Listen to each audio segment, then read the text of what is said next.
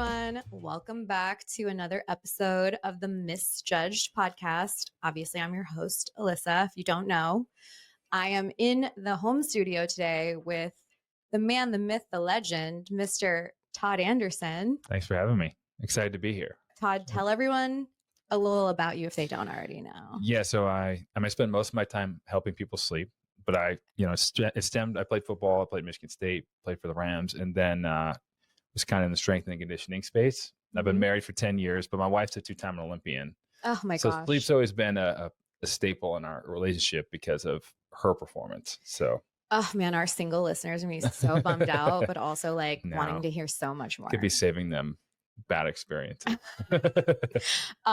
Okay, so I actually catered this whole episode to you because I prepared for this episode by getting 4 hours of sleep. Nice. So you'd be so proud of me. The average?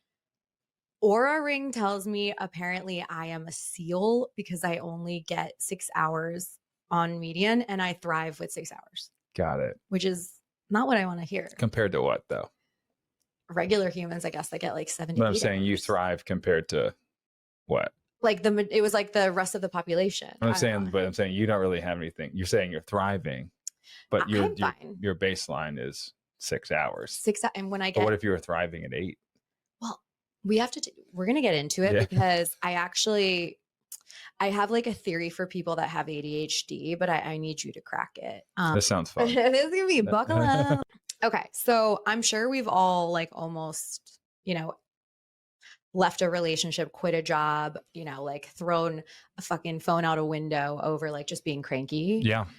So I think that sleep very much impacts your personality. For sure. Yeah. Yeah. To the core. Yeah. So I wanted to kind of talk to you today about, is this my personality or am I just tired? Because I think some people are walking around here like me, not getting enough sleep, and maybe we could be completely different people. For sure. If we were rested. Yeah. I mean, sleep is really the only time you have a mental health reset. Yeah. Especially your REM sleep. And so my concern for you specifically is you get majority of your REM sleep the last few hours of the night. So if you're only getting 6 hours, you're probably chopping off most of your hypothetical REM sleep. I'm sure that is 100% true because Oura tells me I'm not hitting that REM. I'm not getting those crowns. Yeah. If you know, you know. No crowns. I got my Oura Ring on. Mine's charging. See, you see? Delinquent. Okay. So I would like to first explore the biggest reasons people aren't getting enough sleep. I say the biggest reason people aren't getting enough sleep is prioritization. I think it culturally it's become the leftover. And I think really the way you want to start, if people understood how impactful sleep was, that's the first thing they'd schedule in and they'd make everything else fit. But it's the opposite. It's you schedule everything else and then sleep gets the leftover. And so, my argument is always I don't think we're trying to live life to have the most hours, right? Who cares if you have 20 hours in your day and they suck? We want the best hours. So give me 16 great hours instead of 20 shitty hours. I think that, so what I did some research on what is the big items for millennials specifically. Yes. You're a millennial? Yeah. Okay. So, you're a millennial? Yeah. I won't ask how old you are. I'm 37. We're the same age. Perfect. So, young, vibrant. But by the way, I have to say, as someone who surrounds themselves with Gen Z, we look better. Yeah. What's crazy, I will say, is do you ever get on TikTok, it'll be class 2007, and it'll show old high school videos. Our generation looks different even then. They don't look the same as Gen Z now. I don't know what it is, but it almost looks like different genetics. I don't know. I'm not saying good or bad. I'm not going to take that stand. No, well, I will say teenagers are hotter now. I mean, I was so fucking awkward. I had a full-blown mustache and I literally looked awkward. I feel like the mustache. Awkward stage. Oh, I'm Italian and Egyptian. Right. Okay.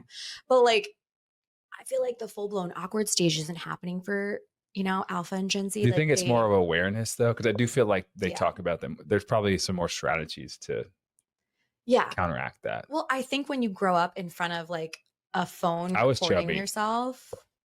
Oh, really? Yeah. You guys, this is why you always got to be nice to people in middle school and high school. The glow up is real. Yeah, it was not good. It was not good for a long time. Yeah. So That's what we like. This is what we need to hear. yeah, You know, it was.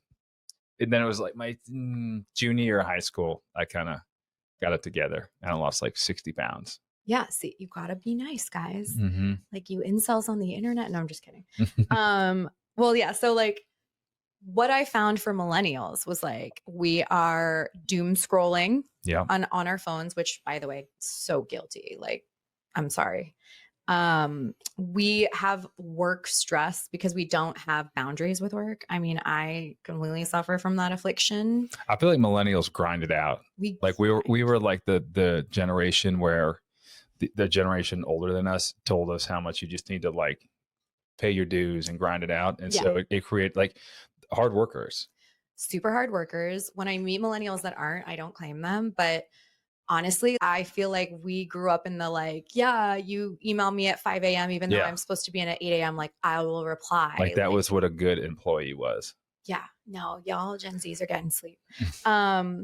And also bedtime procrastination was a thing, which I had to actually look into what this was. And it was, I didn't do enough me things during the day. Yeah. So now this is my time. Yeah, I mean, this comes back to a lot of like this, the undercover sleep issue is I talk about this all the time is purpose. Like if you have purpose in your life and you're happy with what your life are you fulfilled, a lot of times things fall into place. I think that's an example where you procrastinate going to bed because you don't want it to be the next day. Like you don't want to go to your work or your job or whatever you're doing. And so you cherish and you try to lengthen that time and procrastinate sleep. But hopefully you're waking up, you're going to bed excited for the next morning. That's the goal. I mean, I think a lot of people went to sleep last night. I'm not excited to wake That's up what I'm this saying. morning. I mean, we're excited to wake up. But sleep is often like when people start reflecting, like what are you doing with your life? Why are you stressed? Why do you have anxiety at night? Like it might not be a sleep problem. We're just all needing therapy. You'd be shocked at how many like sleep conversations turn into somebody going to therapy. I'm actually not shocked because I actually think 90% of our problems could be definitely fixed in good therapy. Sorry, there is a distinction. Yeah, for sure. A lot of people are just like phoning it in, I have to say. There's a lot of really unqualified people out there as therapists. Yeah. Or life coaches. Guys, I'm going to do a quick aside about life coaches because I respect people that are really, seasoned and good at that. But I had a friend who was like, I don't know what to do with my life, like quit her job, like wasn't succeeding in life and literally was like, I think I'm going to become a life coach. And I'm like, so wait, hold on. You didn't succeed. You need a life coach. So you're going to take an online course and be a life coach now. And the answer is yes. By the way, she's a life coach. How's it I'm not going? going to say who it is. Do you work with her? I don't because I saw the genesis. I know the lore, but hats off. But that's a lot of life coaches out there, guys. So like do your homework. Okay. And the last three were caffeine and alcohol, which obviously we're all abusing. Relationship stress. Like I've definitely. That's you. I'm a Gemini, so I overthink as like my resting rate. Got it. Are you in a relationship? I am. Yeah. So we can dive into Is that stressful? It's not stressful. Okay. Yeah. Why'd you just say that? Well, I mean, it's stressful to just date. I think, you know what I mean? Where you're just like, you're married. So you're like, we're good. Yeah. You're like, what am I worried about? What am I having to think about? Well, it also feels like when you get older, that stress kind of creeps up on you. Yeah. And I would say the last thing that is keeping people from sleep is probably if they have kids. Yeah. Well, my wife's pregnant. So I'm going on that path. You don't even know how your sleep is going to. No, I Actually, don't. yours is going to be fine. Yeah. I mean, we have a pretty good situation. My parents just moved to Nashville. That's where I live. Mm-hmm. So I think it'll be as good as it can be, but it's definitely a different beast. Oh my gosh. All right. We're going to do a part 2 after 6 months of baby. Yeah. Because I want to know what the Oura Ring is saying. It's probably not going to be good, but it'll be worth it. It's rewarding. Yes. Guys, the lack of sleep with kids, like this too shall pass. It also is kind of weird for the dad, especially in the beginning, because it's like you're kind of helpless sometimes, like there's only so much you can do, especially when they need fed. So you're like, well, I'm here, but it's respectfully to men, y'all are just there. during Yeah. pregnancy and thereafter. I hate to say it. Sometimes they're not. Well, Jesus. I'm just saying. True. I mean, if you're there though, you should be just, you give her foot rubs. Yeah, whatever. She has ticklish feet though, so it's like, Yeah, I don't like I'll that do my either. best. So give her Ben and Jerry's. Yeah, nah, she's kind of like, I don't want to get fat vibes, maybe some Halo Top, some protein ice cream. Okay, so we're eating fruit. Oh my God, I can never. Okay, so what are the biggest things with our personality when we're not getting sleep? So like, what is an indicator if you're talking to somebody and they're cranky? Do you immediately think they're not getting enough sleep? Is that like your go-to? You know what? I actually don't think that, but I should. You would think I would think that. I usually just think like, what happened to you? But no, it's crazy. Like the mental health statistics on sleep loss are wild. Even just moving that middle part of your night, if you just shift that forward 1 hour, 25% reduction in chance of depression immediately, just from having earlier sleep. And so, when you look at, there's also some, the earlier you sleep, usually the better, the earlier you're going to bed, not just because like you get more sleep, there's some timing aspects, but from a personality perspective, I mean, the biggest thing is emotional stability. You're much more volatile when you're like 5 hours of sleep compared to 8 hours of sleep is vastly different in how your brain responds to stress. But there's also, correlations between how good your relationship is and quality of sleep. Like they've done actually like quite a few studies on that. Okay, well, all right. I want to get into that because I have thoughts.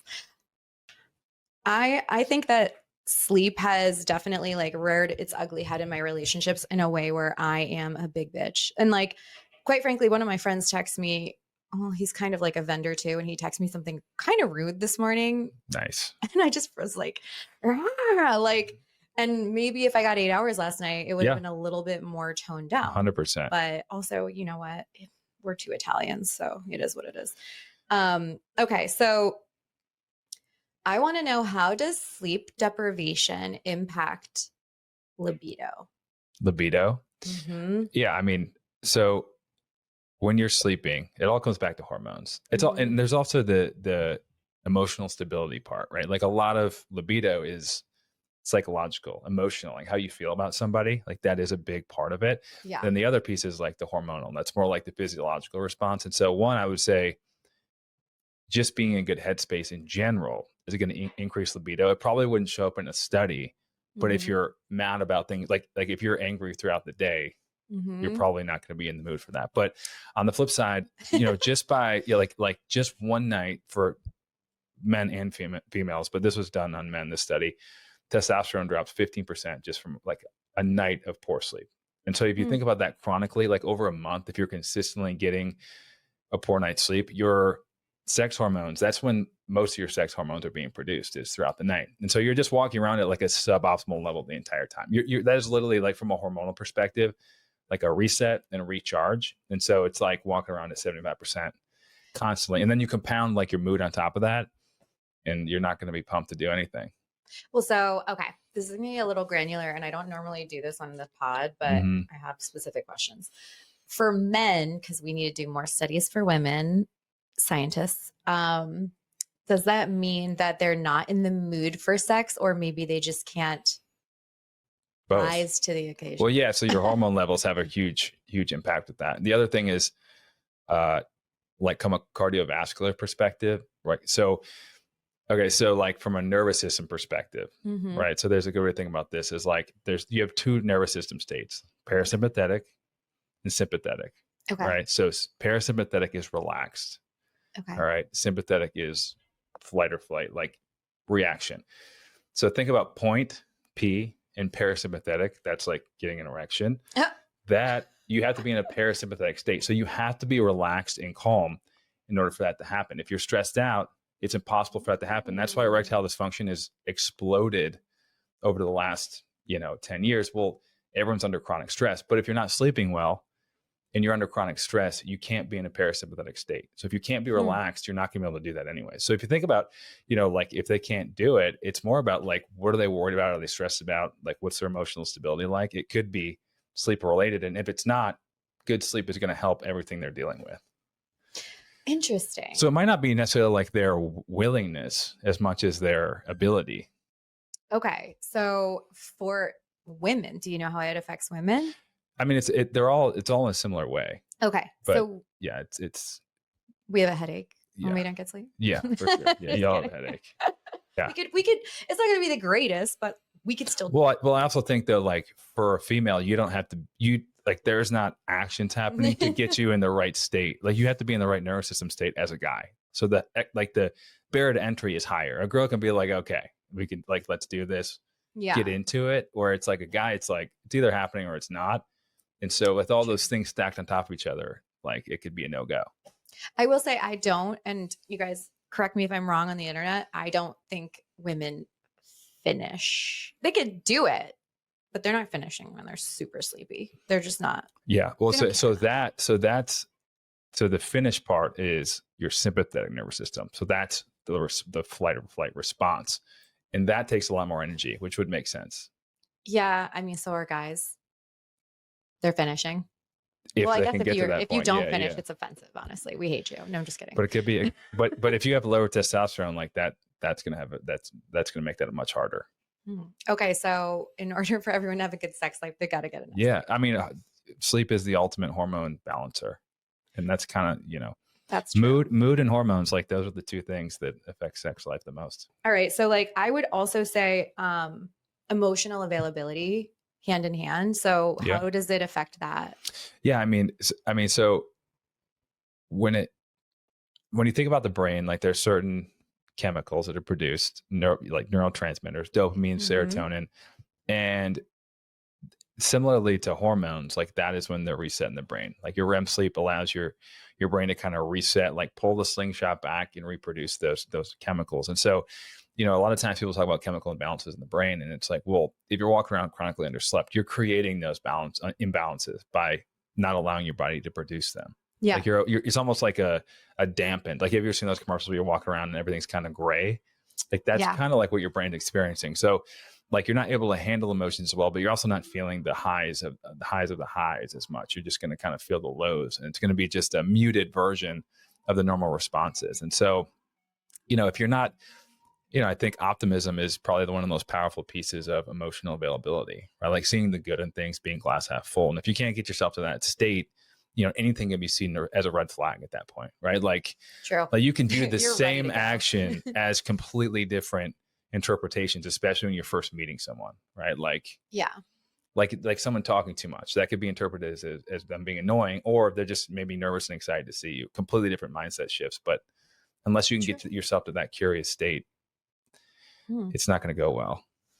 That's true, because I will say I have less empathy for people when I'm just absolutely fucking exhausted. Well, you're Italian, so you have low empathy anyway. Like I feel like I have it when it's something that makes sense. Like when people that's what someone with low empathy would say. You know what I mean? I don't think empathy always needs to make sense. Well, like I have empathy for people that are going through things where I'm like, that sucks. Or if it's like something that they can't help. But like if you are complaining to me for the 25th time about how your relationship sucks, but you're doing nothing to change it, my empathy, like you're only sleeping 4 hours. I'm only sleeping 4 hours, and you're complaining about the man that you've been dating for 4 years, and you're still putting up with it. That's why you need sleep, though. That's the only thing that can like unwind that.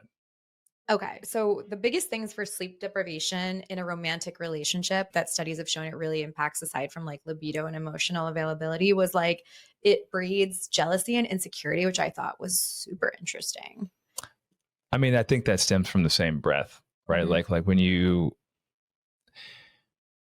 well, it also depends on like what type of sleep. You're talking about just like quantity of sleep if people are underslept in a relationship. Because there's also pieces of like, do they sleep together? Like what type of connection do you have at nighttime? Like, are you not slept because the other person isn't sleeping well? That creates a lot of conflict. Oh my God. All right, we're going to get into that after this, because actually that's like a really big thing that I feel like keeps a lot of people from getting together with people. Yeah. So like the jealousy and insecurity, it was like a study that sleep affects like basically everything about you. So like if you're not getting enough sleep, maybe you're not eating healthy the next day, maybe you're not having the motivation to work out, maybe you're feeling gross, it leaks to like every part of Everything, your for sure. relationship. Yeah. That also leaks to libido and all that. But yeah, it was basically like, if you're not feeling your best, you start to get insecure about your partner. Yeah. Like think about like being underslept as like a mild form of, depression. That's a pretty, that's not the exact definition, but like emotionally, you're less resilient, you're less optimistic, you're less positive. And so like everything in your life is going to get derailed. And so it applies the same to relationships. So any negative emotion that you feel I think everybody has some form of jealousy within a relationship. That'd be kind of crazy if there wasn't like a tidbit every once in a while, right? Yeah. If you care about the other person, like Yeah. you don't want them not liking something about you, and like, like that would Yeah. make sense. So, but all that being underslept does is just turns the volume up on that, just amplifies all the emotions, and also doesn't allow you to take it takes the logic out of your thought process. So when people are like this will put a good frame on what we're talking about. When people are chronically underslept, what they lose the most is perspective. And so what they did these studies, they have people take these tests, reaction times, multiple choice tests, all these different things to measure their cognitive output, right? And they sleep deprive them day after day after day. 5 hours a night, not crazy, your normal day. But what happens is, as they're chronically sleep deprived, their performance continues to go down. Like the more days they're underslept, the more days they continue to go down with their performance. But what changes is when they ask them how well they think they did, the longer it goes on, the better they think they do. So you actually, you think you're doing fine. You think you're like you're saying shit. You lose perspective on how bad you feel. You think you feel better than you do. You lose perspective on how much it's impacting your relationship. And the more you get used to being sleep deprived, the less you realize you're not yourself. Interesting. I think that's really interesting. I would have thought that people would have been a little bit more aware, but I guess no, that like it's the opposite. But when you ask people about it, they think they're more aware because they lose that perspective. Like, I mean, I don't want to beat you up, but you're like, I'm thriving with 6 hours. That's a great example of like, it's not saying that though. No, it was like your sleep score for like your average is 6 hours, and you're like a seal. You do well with 6 hours. But how many times have you had 8 hours? So I'm saying, how do you know you don't do better with 8? Okay. All right. I'm seeing the perspective. Yeah. I mean, I wish you could if you could only get 6 and have 2 extra hours and it wouldn't matter. I would love to sit here and say that, but yeah, I honestly, like, when I get more sleep, I actually feel worse, which is so weird. Like anytime I get like a real solid night's sleep, I wake up feeling groggy, which is super weird. Well, it's yeah, there's a lot of factors. Like, you have your circadian rhythm, which is, your relationship with light and when you normally wake up. And so what happens is cortisol, which gets a bad rap, like your stress hormone, but that's supposed to wake you up, right? So if you're chronically only sleeping 5 or 6 hours, like that spike is going to happen before you're waking up, and you're going to miss that spike. So you're probably not going to wake up as naturally as you normally would. So it's all about the most important piece of sleep that outweighs everything. Anything you'll ever talk about with sleep is consistent bedtime and wake time 7 days a week. And so like, you probably don't feel good because it's inconsistent. It is. But if you got used to that, you'd probably feel a lot better. All right, guys. Apple did this thing where they came out with like a bedtime. Yeah. Like it's bedtime. Oh, like, yeah. Yeah. Our lives are chaotic, so I haven't always been able to stick to it, but I should probably turn that back on. Oh, you turned it off. Oh, nice. I turn off everything. What time you normally go to bed? I am a night owl. I don't even get tired until after midnight. Got it. So I go to sleep at 1. Now, what time do you wake up? 8. That's not bad. Well, if that's 7 hours. You're saying it's 5 hours. That's 7. I go to sleep at 1. I'm in bed. Doesn't mean I pass out. Got it. I'm not doom scrolling. I'm just here, What are you doing? Thinking. In bed, you're staring dark and just. No. I have music, but I can't deal with silence. We got a lot to unpack here. Oh my God. I think we could really do a deep dive. People that grew up in a loud house will understand this. Silence is terrifying when you're used to noise. It's just too quiet. You could hear. Yeah. I mean, it's not. I mean, you're in New York. It's never that quiet. That's why But if there's nothing going on, you could fixate on the one sound, and you're just hearing that one truck. I don't know how to describe it. People with ADHD will get it. They'll get it. Whatever you say. Okay, so when you're sleepy in a relationship, also anger, it was easier to come out. So like you're more likely to get into conflict with your partner, which Yep. we're, obviously going on about. And it And said, conflict results in worse sleep, like worse quality of sleep. well, okay, let's unpack the like, should we actually be going to bed angry? This is a great argument. Okay, so there's two sides of this. I'm from I live in Tennessee, so there is actually a Bible verse that talks about never going to bed angry. But that aside, we're quoting the Bible on MissJudged. No, that was I've talked about this before, and that's like the pushback. But I always say that you should go to bed angry because so what happens when you go to bed?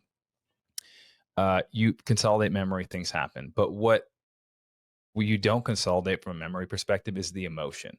So when you wake up, it actually does take a majority of the emotion out of the argument. So when you think back on the argument, you lose like the grip of that emotion and you're able to logically work through the problem. So I often do tell people to go to bed angry because chances are like you're not thinking about things clearly. Anxiety also naturally arises throughout the day. So a lot of times night is peak anxiety. And so it's like a reset. The morning is the most clarity, lowest anxiety. You're going to remember, you're actually going to be shocked at how little of the emotion you actually remember from the night before, whatever fight that was. So that'd probably be the perfect time to actually talk through it. Okay, so we were like so misled our whole lives because everybody was always, don't go to bed angry. It's back to the Bible. You're Italian, right? So I literally had this conversation with so many exes where we'd be like having an issue, go to bed, we can't go to sleep angry. And how many times you wake up and you're like, that was stupid? Well, how many times I literally was like halfway through the argument at 2 a.m. like, we should just fucking go to sleep because like this is actually getting worse. Spiraling. Yeah. And anxiety builds on itself too. Like not anxiety, but just like when your brain's erratic and in a bad state, it just builds and builds and builds. It takes a lot to calm it down, like breathing. There's certain things that will bring it back to a nervous system state. But I agree with you. You should just cut your losses, get up, and I think you'll be shocked at how much better of a conversation you'll have. Oh, yeah. I mean, even when I've gotten like a rude text from a girlfriend or like a vendor or a client, I'm like, tomorrow. And then the next day I'm like, I no longer care about this. Have you ever also, or has there ever been a time where you get a rude text and then you read it in the morning and you're like, it wasn't that bad. That's what happens a lot. Yeah, of course. Like, especially at the end of the day, you're just like, well, I think a good example of that is like, and I'm sure people have experienced this when you're like really, like when you're worried about something that you kind of know it's not a big deal, but like you can't stop thinking about it. Yeah. And then you fall asleep and you wake up and it's like, it feels like a different situation. That applies to any fight and argument you have with your partner. So we're going to bed angry, guys. And everything we were told was a lie. Yeah. Angry is tough. I think angry might be hard to go to bed, but we'll say in an argument.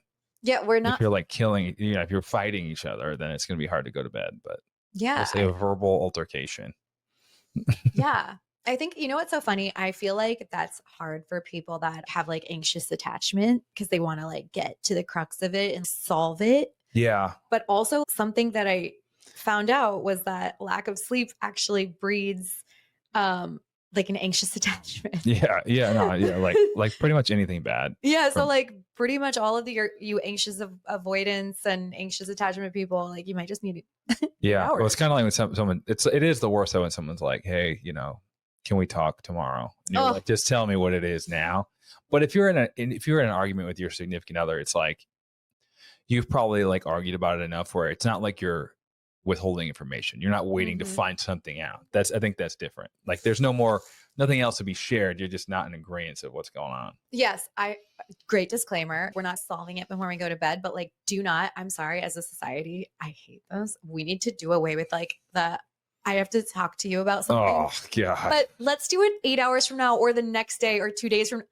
Fuck you. I'm the person that's like, tell me what it is. I immediately I'll say, what's the subject? Yeah.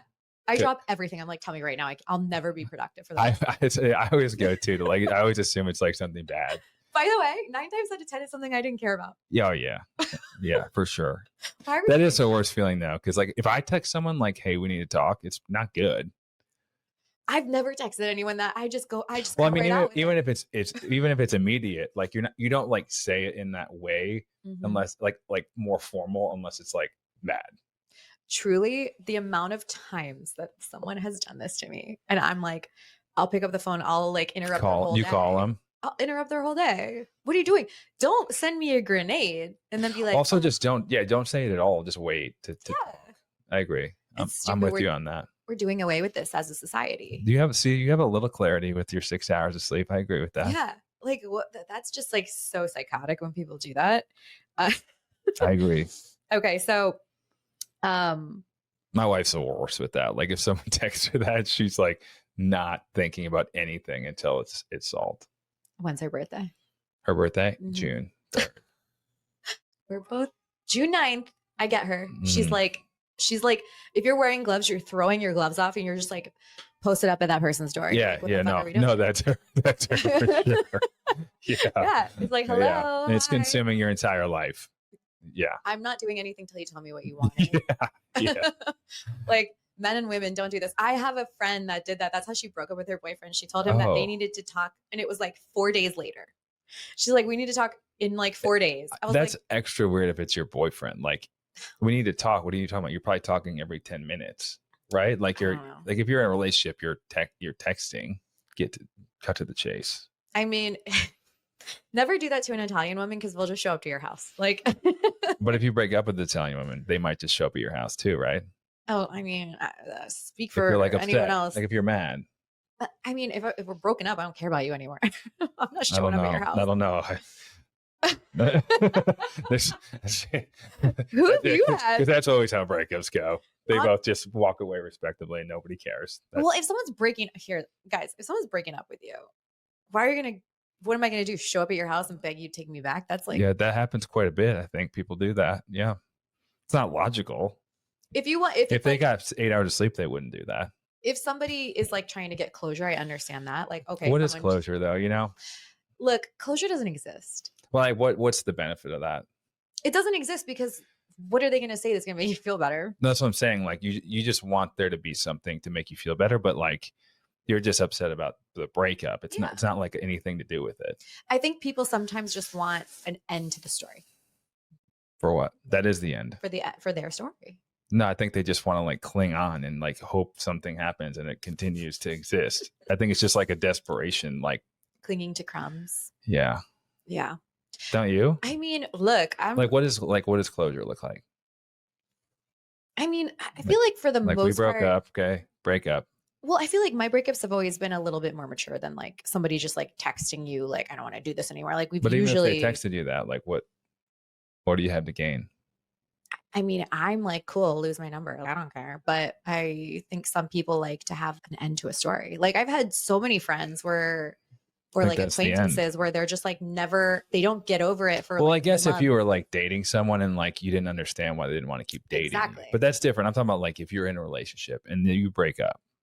I think that's good. Like that's the end of this. The movies don't always end great, you know? Yeah. Sometimes they end abruptly, like The Sopranos. Yeah. I mean, it's fine. But like, why do you want to chase somebody that doesn't want you? I agree. But people do a lot. Oh my gosh. Yeah. All my exes out there, you know, show your little head if I ever showed up afterwards and was trying to win you back. No. Never? No. I don't know. Gosh, no. In fact, I had an How many ex are that out there? I had to give his photo to my front desk because he would not stop See? coming That's what I'm saying. to my house. Did you break up with him? Yeah. Obviously, that was the right decision. You're proving my point, though. People do that. I'm just saying I don't do that. Well, but like, also, I keep do sleeping 4 hours. You're gonna end up at someone's house one day, banging on the door because you don't have emotional stability. I've only done that when we're like no. in the relationship. Now it comes out. And we're having an argument, and somebody gives you the silent treatment. They're like, "Let's talk tomorrow." Exactly. Let's talk in 4 days. I'm like, nope. Wait, so like you were banging on someone's door? I'm not banging. I'm only 5'2". I'm not going to break down your door, but You can still bang on it. Knock on it. Got it. I mean, I'm cognizant of neighbors. I'm not like a Gestapo. It could be a house. We're in Manhattan. Can be I don't know. Who do you think I'm dating? Jeff Bezos. I don't know. You tell me. They have the whole Brownstone. building. Yeah. No, that doesn't exist here. I mean, we're not dating guys in Brooklyn. I mean, the Upper West Side, maybe. They don't own the whole building. They wish. Someone does. Someone owns a building. Oh man. Okay, Upper so East Side, maybe. is there different sleep needs for men versus women? Slightly. So women, Really? it's not a lot though. So women need about 15 minutes more sleep on average. Wow. But but what's interesting is, so women naturally have more anxiety. Like, it's not like a subjective thing, just Yeah. the female brain. And what's interesting is, on average, women get more REM sleep because of that. So our body is very adaptable. Our body, if you're under a ton of emotional stress, you'll get more REM sleep, which is when your brain resets. And if you do a ton of physical work, you'll get more deep sleep, which is where your body like physically regenerates. So it's really interesting how like the brain responds to the needs of the person. So, do pregnant women get more sleep, or do they need more sleep? It depends. I mean, with pregnancy, it shifts so much with like the hormone changes, trimester to trimester, week to week. And so in general, yeah, like there's more sleep, but like my wife right now is sleeping a ton. She's always slept a lot. So I am also like, I think you're also just giving yourself permission. I do think that. So that's part of it. But yeah, I mean, the hormonal changes alone usually drive more sleep. But then there's also times where people respond where they can't sleep well. And then obviously body position plays a big role. Yeah. So third trimester, I've heard, is a nightmare. Yeah. I mean, you're walking around with a basketball in your stomach. Alien. Yeah. It's no joke. Wait, is she in the first trimester? Yeah. So it's early, 7 weeks. Yeah. That's when you're the most tired, apparently. Yeah. And she's like in the thick of it, but she's been pretty good. We did IVF. So it's like the first one we went through. And yeah. So it's been cool. Little baby Anderson. We don't have, we call her, it's a girl. We already know because we did this genetic testing and all this stuff, but we're calling her MB for now, for embryo. That's MB? Not her name, but it's like grown on me. I kind of like it as a name. I mean, not like embryo, because she can be like, guys, I fucking Ember? hate you. Oh, Ember. And short, MB. That's kind of like cool. That's actually so, okay. It's kind of cute. Is that the name? It wasn't, but now it's kind of like we keep saying it. So it's kind of like, like it's Ember. Who knows what could happen? Ember's kind of cool. That's a vibe. I hate like a basic name. Ember Anderson kind of has a ring. Honestly, awesome. Fire sauna. I have a sauna podcast. She's gonna write books if her name's Ember Anderson. Books. Okay, so with the sleeping with your partner thing, because I have been in relationships where I always joked. I told my ex-fiance he slept like a dead vampire, because I swear to God, one day I looked over and he was like this, and he just like never moved. Yeah. So it was like, yeah, I could marry you, because like you don't move, you don't snore, you're so quiet. Like we're both. It didn't quiet. happen though. No, I mean, like, we were, but the sleeping was great. Got it. The sleeping was great because, like, I'm a late sleeper. So I've attempted to date guys that really sleep psychotically. I had an ex that was like a wild sleeper. Like moving? Oh my God. And he was violent. He punched me in the face once, and he was just like unaware. He was like unconscious when he would sleep. He didn't even register. They just punched me in the face. And he was also like 200 something pounds. So when someone's like jumping on the bed, essentially, you're like, I'm over there flopping around and he's snoring. I was like, sometimes just laying there in the dead of night, like I don't know if we can get married because like I can't sleep. Yeah, no, it's rough. I mean, sleeping positions are like a lot. It's hard because you'll get conflicting messaging from sleeping positions, but like on your back from a breathing, a lot of sleeping issues come from your breathing. And so on your back, from a breathing perspective, is like the worst position. Your airway collapses, there's more snoring, all the bad things happen. The other interesting thing is like when you are on your back, so when you're in deep sleep, you have this fluid, cerebral spinal fluid, pumps in your brain, basically clears out all the toxins, all the waste from the day, the stuff that causes dementia, Alzheimer's. And so when you're on your so if you sleep more, you don't get dementia? Yeah, oh yeah. That's like a direct link. Alzheimer's for sure. Oh my God. All right, we need to unpack that. Sorry. But if you sleep on your side, that mechanism, that pump is much more effective. So I always tell people to avoid sleeping on their back if they can, from a breathing perspective and that like flushing. But like from an orthopedic perspective, your joints, your back, your spine, that's a really neutral position. And so, it like your joints will feel better. So there's like pros and cons to each sleeping position, but if someone's on their back and you get them on their side, it can help a lot. Obviously, like nasal strips help a lot, and mouth tape helps a lot for snoring. Interesting. But snoring can be brutal. I mean, sleep divorce is a huge thing. Okay. Yeah. Cause I was like thinking about because my partner, he's like super unproblematic when he sleeps. And I'm just like, these are the guys that can get, find wives, they feel like the other, it's problematic if you're a light sleeper Yeah. as a woman. Yeah. The bar's low if that's the only thing you have to do. But I guess The bar is instead, in hell. yeah. Yeah. It's an invisible It's in hell. bar. Yeah. But no, but like, jokes aside, it helps the situation when you guys are aligned on sleeping. Oh, I feel yeah. like I have. Well, there's studies on that. Just like, a lot better relationship outcomes if people have aligned sleep schedules. I mean, one of the most underrated tools for a relationship is a memory foam mattress. Really? Because they get hot though. Well, you can get a cooling pad, but like every time you wake up, you might not be able to fall back asleep, right? Like there's been times you can't fall back asleep. So when you're with somebody, every time they wake up, you're also waking up. You go to the bathroom, whatever it is.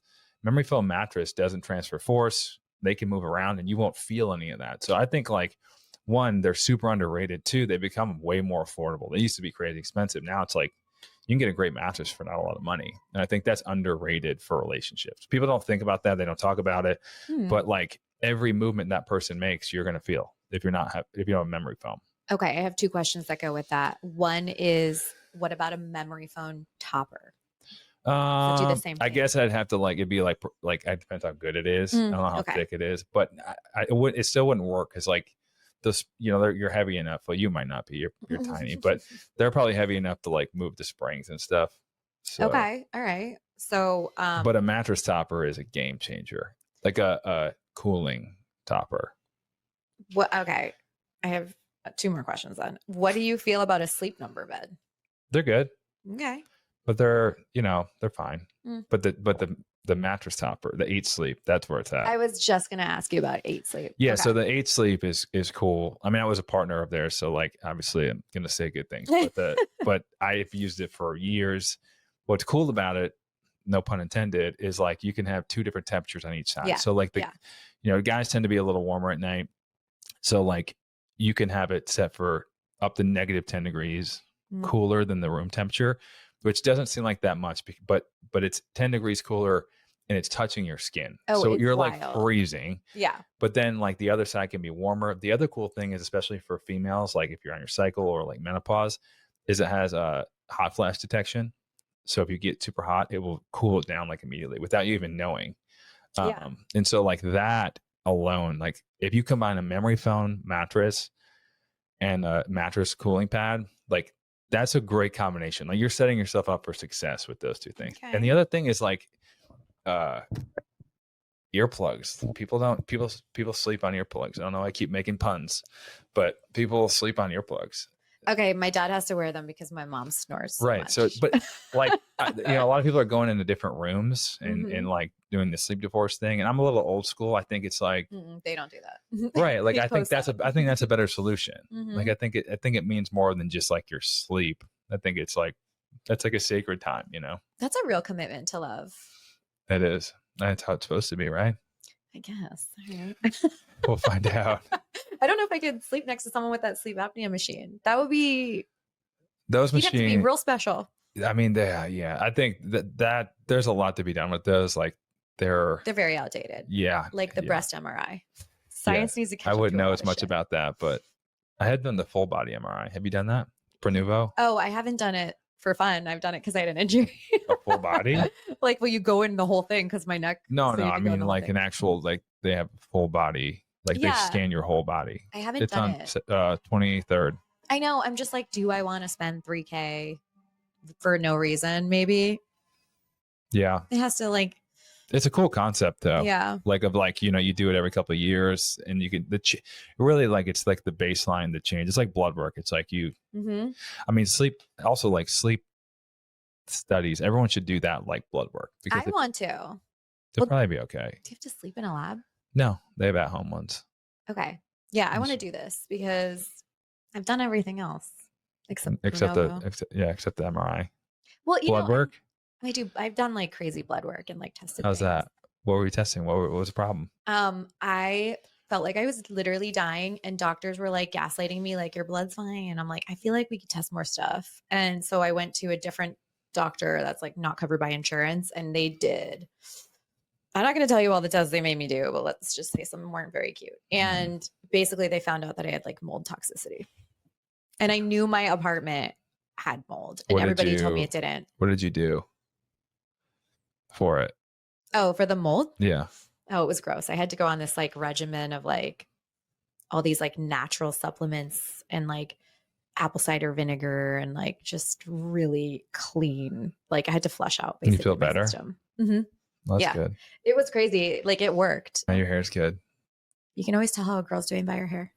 Well, her skin. You can't tell if it's real a lot of times though.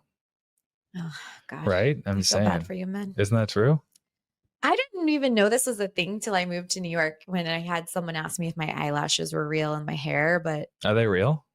Yeah. That's impressive.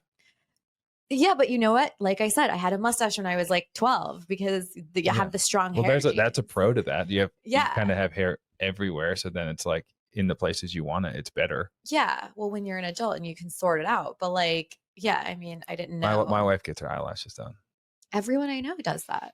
It looks good. They look great. Yeah. When you have very long eyelashes. Well, I don't like when people do the caterpillar ones. If you know. No. If you know that's not good. I know exactly what you mean. Yeah, it's like we're doing too much. No, you need like subtle. Like they should look natural. Yeah, like they look like yours. Thank you. Yeah, I had an old lady ask me if they were real when I first moved to New York. I would guess, if I had to guess, I would say no. Wait, so you think everyone's walking around here thinking my eyelashes are fake? Yeah. That actually bums me out. Why? because they're like the one Isn't thing. that like the ultimate compliment? I mean, if they were like, they're the one thing. That's real. Like my eyes. No, I just like my eyes. Like, you know what I mean? Well, they're still your eyes. I don't know. I didn't know we were doing all that until I moved to New York. Oh, they're doing all that. Wait, where did you live before? Well, I'm from Maryland. Oh, got it. Yeah. Yeah, that's a different world. I didn't even know what a facial was when I moved here. I didn't get a massage, like all this stuff. Yeah. My parents don't do that. Okay. So do you think that you should, for the sake of your relationship, try to find somebody who is not only on your sleep schedule, but like you can actually sleep next to comfortably? I mean, I wouldn't base the relationship off that. Yeah. You know, like if it's the perfect person for you and like, you know, you love everything about them, I think there's a lot of tools. There's a lot of routes you can go to figure the sleep schedule out, right? Yeah. Like it's way harder to find your person than find someone with your sleep schedule. So I definitely don't think that should be a... But we just discussed what happens when you're a cranky bitch. Right. But I think there's a way to make it work. I think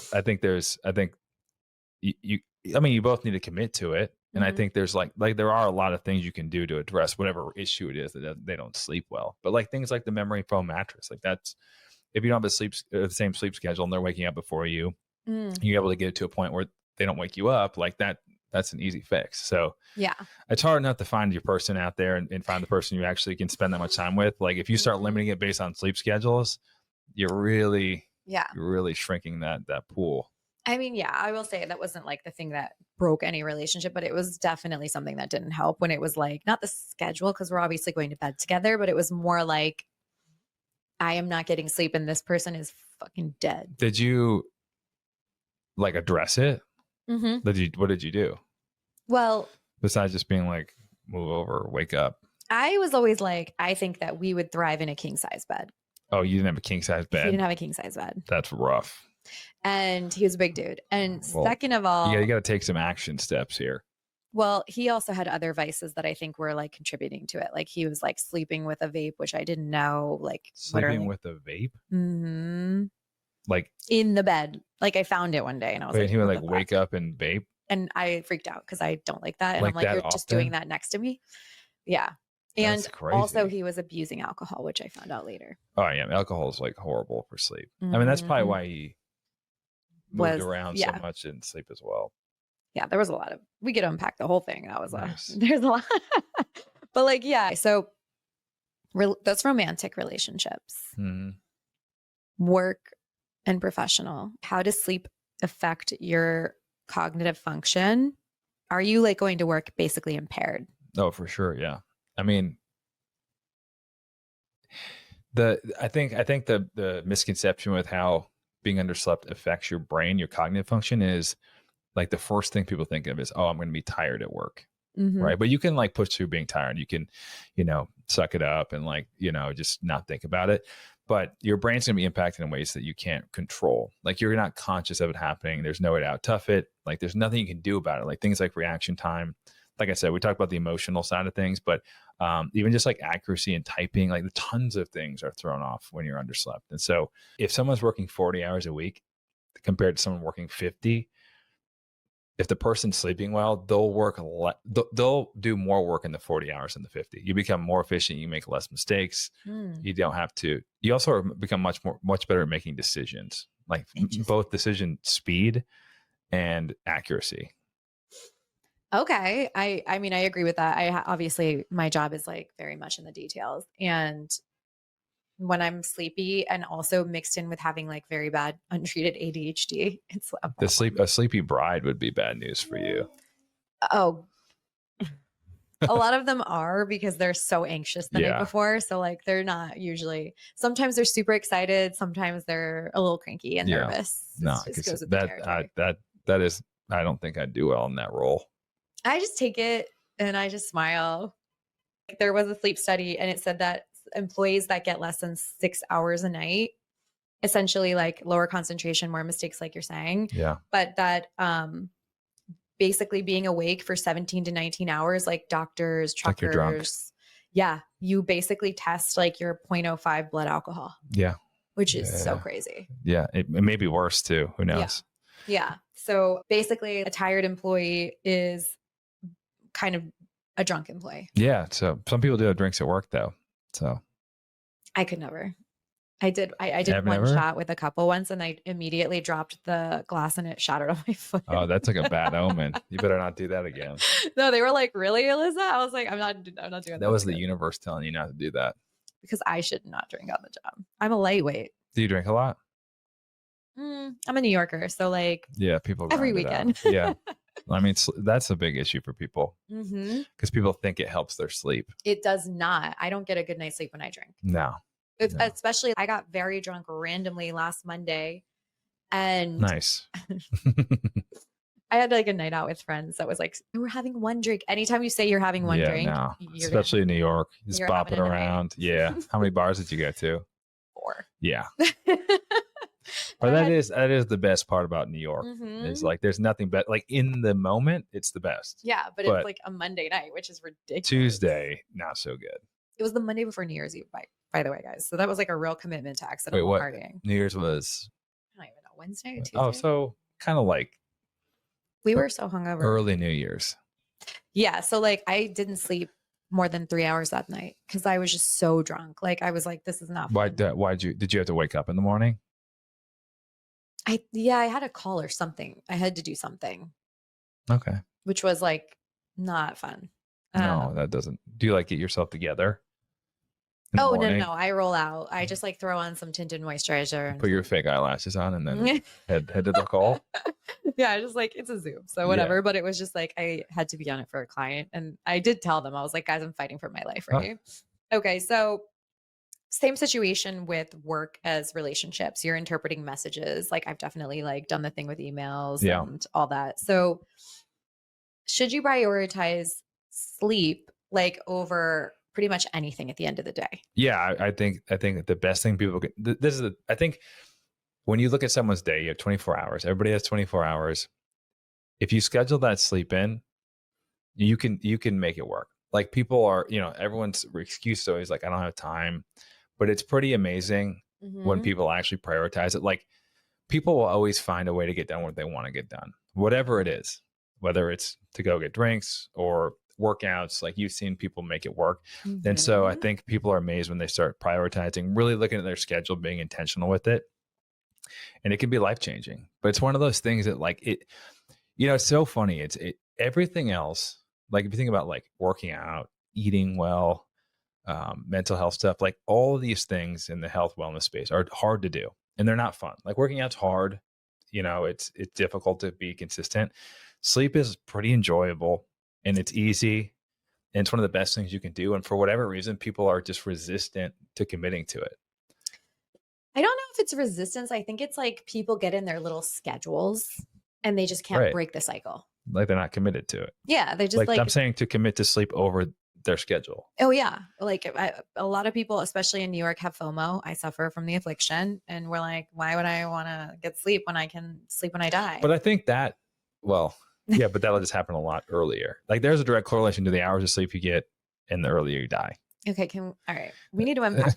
We need to unpack like what happens to you long term if you're not getting enough sleep, and how many hours for men versus women. It's like 7 to 8 for men and like 8 to 9 for women or something like that. It's tighter. It's a tighter margin. Okay. It's more person to person. Okay. I mean, for the most part, it's like rule of thumb, just to keep it simple, is minimum is 7. Absolute bottom of the barrel minimum. Most people 8.5 is like where they should be. You know, women slightly more. And obviously you're dealing with hormonal changes like luteal phases. Like a lot of things happen when your hormones tank in the different phases.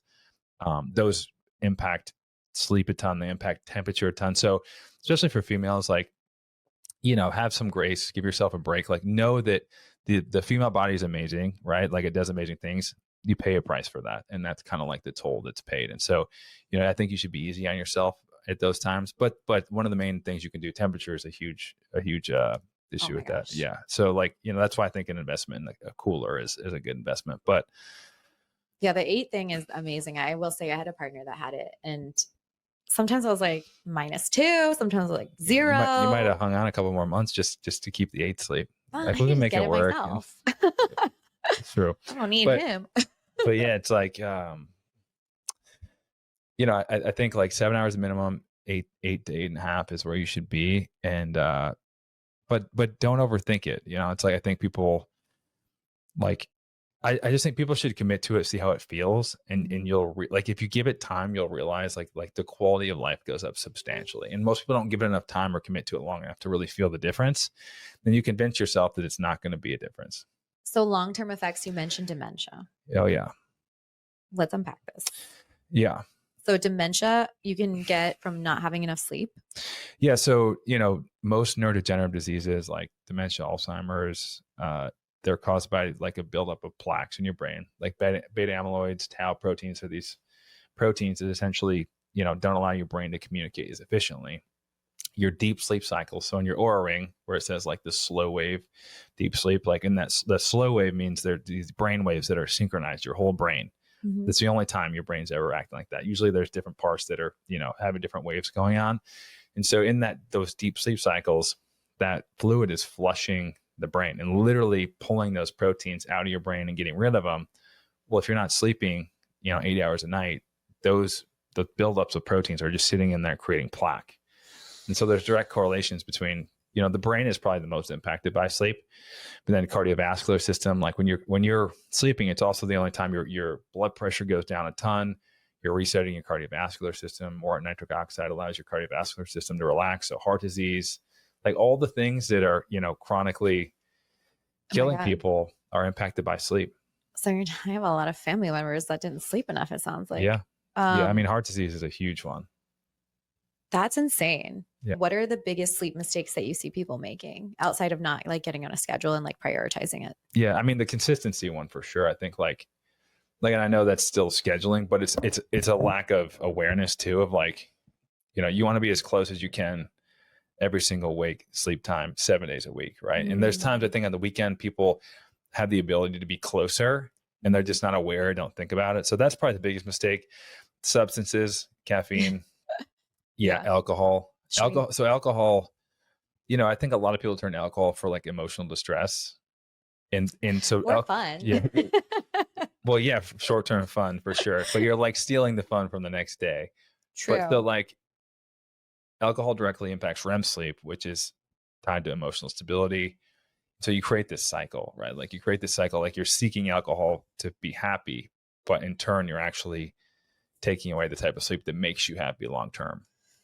Oh my gosh, you're chasing happiness while stealing your happiness. Yeah. I kind of think of it like, you know, yeah, for real. The brain kind of like, you know, your brain has like these chemicals and like, it really does like steal from the next day. Like it steals your joy from the next day because the alcohol is making you produce overload like of these chemicals in your brain that make you happy.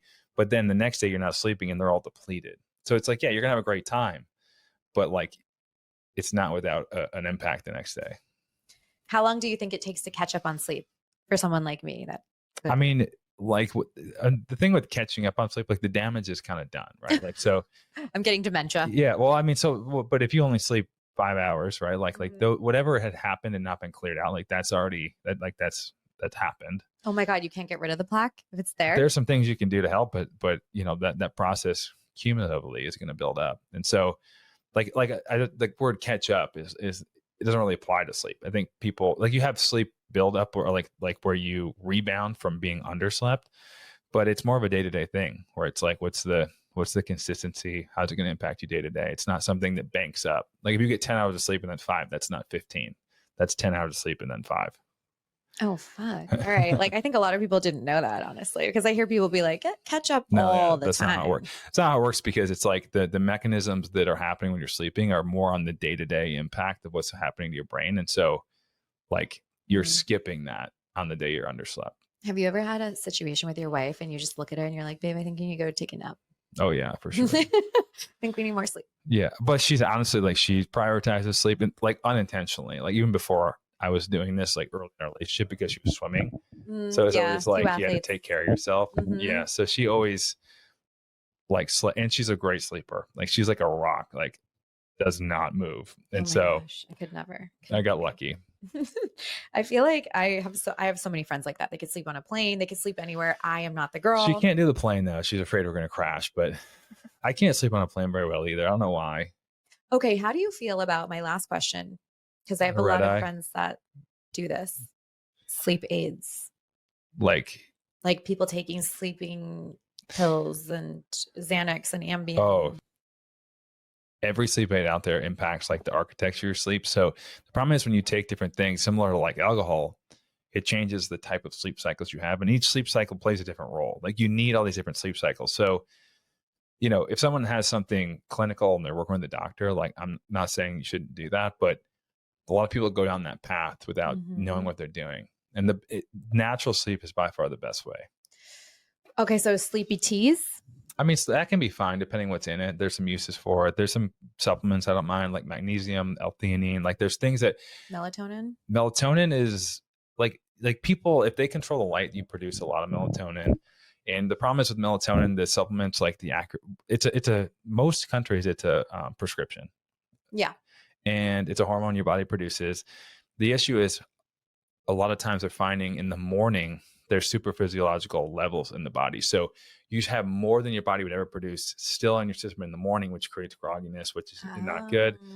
And then there was a study just came out maybe a month ago about a link between cardiovascular disease and melatonin usage over time. Now, that's a study looking at, that's more of a correlation. I think it's probably to do with people having sleep issues are probably taking melatonin more often, which results in higher rates of cardiovascular issues because they're not sleeping well. But still, it's like, and the other thing is, people who take melatonin, I think it's like 1%, 1.9% more sleep. So it's not even really that effective. Wow. Yeah. I had a partner that made me take these things called sleep bears. Yeah.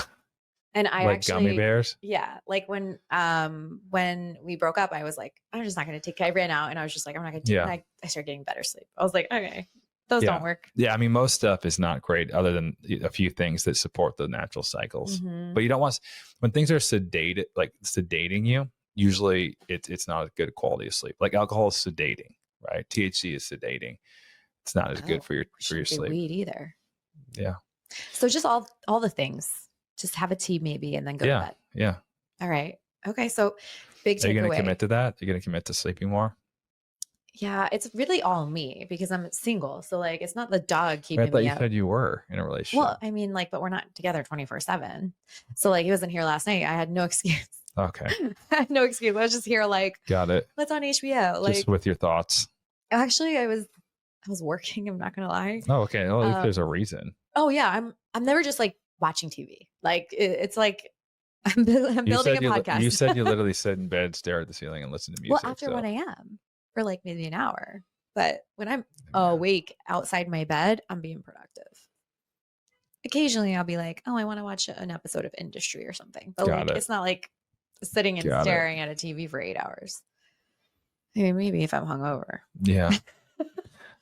We all just need to get back on a sleep pattern. Should you do what your Oura Ring tells you? Because like mine tells me a specific time to go to sleep. Like, should everyone focus on like the timing for their body? I would focus on the consistency more than anything. Okay. And the easiest one to focus on for consistency is wake up time. And Because then count backwards. it kind of falls into place. And what I mean by that is if you set a firm wake up time, and even if you can't fall asleep that next night, you're going to be tired and your body kind of falls into rhythm, right? Got it. Like if you go to bed at the same time, but then you sleep in a couple of days, like the rhythm gets all off. So wake up time is more effective. Okay. The other underrated sleep tool is exercise. Oh, yeah. Exercise is net positive. Doesn't matter the type of exercise, high intensity, low intensity. The timing doesn't matter. They've done these new studies. Every single type of exercise was net positive for sleep. So sleep exercise is probably the best sleep tool out there. So I'm winning in that respect. I have no idea. I don't know your exercise. That's the only thing I actually do. Where do you work out normally? I switch it up. I do like berries, Pilates, You got berries right here. Exactly. I am so happy that you came and that I am going to sleep very well tonight. I'm excited to see what changes you make. I'm going to send you pics of my Oura Ring store from now on. I want to see. Like if I get crowns, I'm texting you pics. I love it. Shout out to Oura Ring. And it'll keep me accountable. Oura Ring sponsors my podcast. Oura Ring, you could sponsor us. you could come give us advertising money. Thanks so much for coming. What do you want everybody to know about you? Shameless plug time. Shameless plug. Yeah. Go crazy. I mean, my company is Dream Recovery. The product your audience would probably like the most. We have the only collagen biotin infused mouth tape. It has anti-aging, anti-wrinkle formula if you're a mouth taper. Yeah. All sorts of different sleep stuff. Silk pillowcases. We have love those. I didn't bring one. I'll send you one. But but yeah, if anyone has any sleep questions, I'm on Instagram and I'm happy to help out. What's your handle? Just Todd Anderson 42. At Todd Anderson 42. Guys, you heard it here first. Thank you so much, Todd. Thank you. Was that a handshake? I don't know. We're gonna dap it up. We're gonna dap it up. No, you get to like a little something like that. There we go, guys. Thanks so much for coming back. Don't forget to tell your friends, tell your fam, tell your enemies. 5-star reviews only. Thanks, guys.